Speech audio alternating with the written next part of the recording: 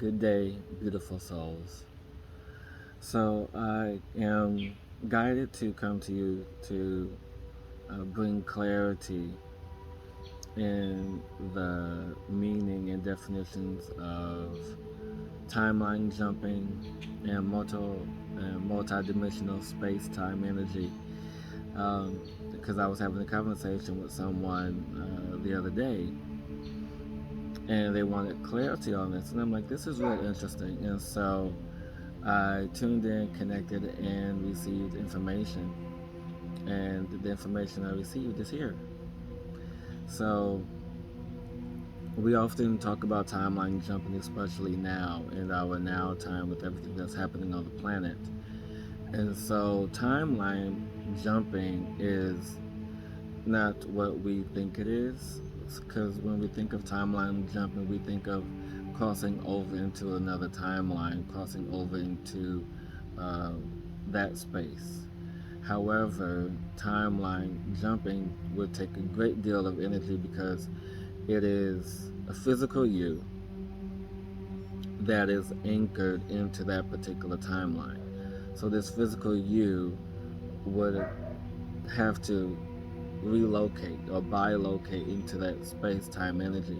So it will take a great deal of energy that we have not amassed yet as a collective. So there are some individuals that may be able to, but there are some instances in where the collective energy is strong enough to have this timeline jumping to bilocate or relocate your physical self into this timeline energy.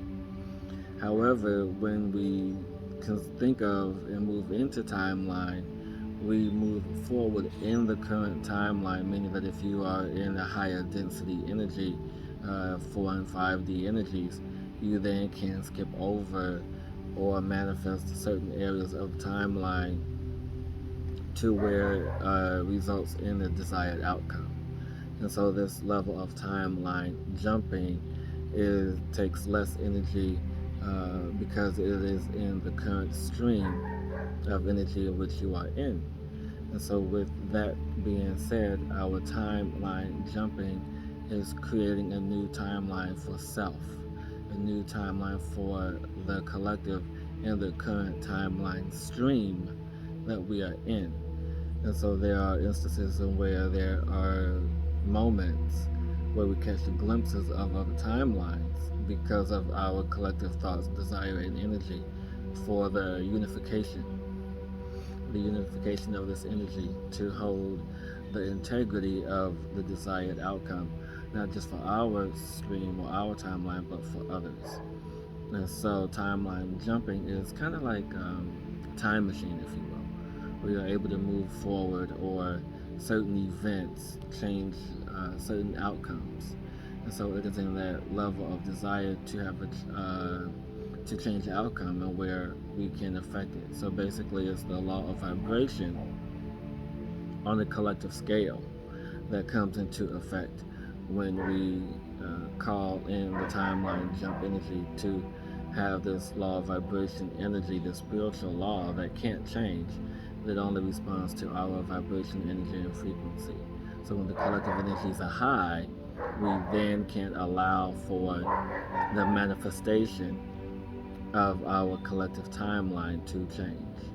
And so that is the energy of timeline jumping.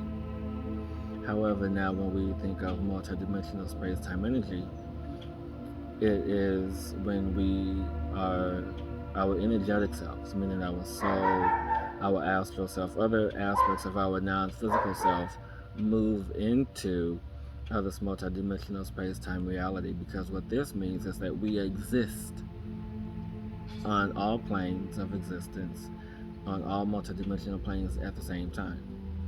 So we have our physical self, which is present here on the planet. We have our soul that is present back at home, the energy that we're anchored into.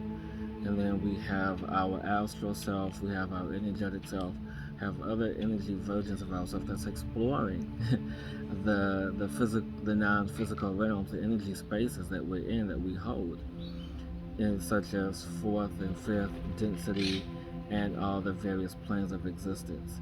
So when we speak of multidimensional space-time, we then can cross over into the non-physical self, in the ethers above, to transport or transplant ourselves into another timeline, which is that great massive energy that is needed to do so.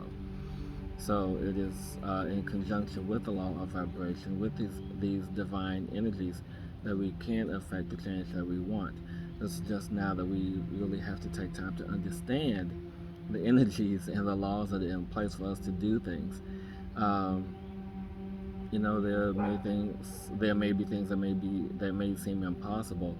It is because we haven't reached critical mass yet in collective energy to move uh, energies. And then there are moments, small moments, like the moment we had the other night with the massive energy shift.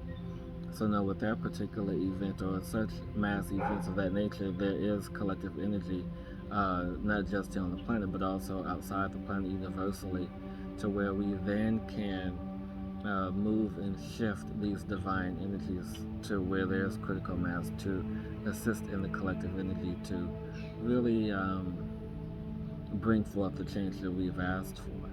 So it is all this energy that is anchored in the law of vibration, the law of cause and effect, to really assist in these critical shifts, these critical events, these mass events, utilizing the critical mass energy of individuals and of collective thought processes. I think that's it. I wasn't expecting this video to be this long, but I believe that's the information that is here to serve and guide us as we move deeper into the explanation, as we move deeper into the understanding of the shifting of energies that are happening now on the planet, knowing that when we reach certain milestones or critical masses, that these grand and great shifts take place. So it's up to you, dear one, to maintain a clear thought, maintain higher thought vibrations and energies to allow for these shifts and changes to occur faster with your thought, with your divine energy. And if you have questions about this, please put them in the comments below.